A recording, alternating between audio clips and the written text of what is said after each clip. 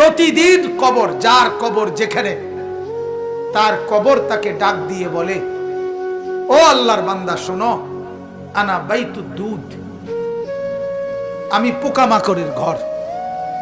আমার বাপ শুনেন, যুবক আপনারাও শুনেন, আপনারাও শুনেন, কবর কিন্তু নির্দিষ্ট কোনো বয়সে যায় না বাপ।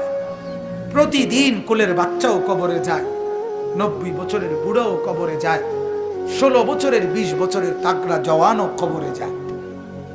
কবরস্থানে সব ধরনের লাশ আছে। এজন্য কবর ডেকে বলে, ও আল্লাহর বান্দা, আমি পোকামাকড়ের ঘর। সেই ব্যক্তি যে একটা মশারি ছাড়া, একটা সামান্য মশার কামড় সহ্য করতে পারো না, একটা মশা কানের কাছ দিয়ে গেলে তোমার ঘুম ভাঙ্গা যায়, মশারি টাঙ্গাও, কয়েল জ্বালাও, অ্যারোসল লাগাও,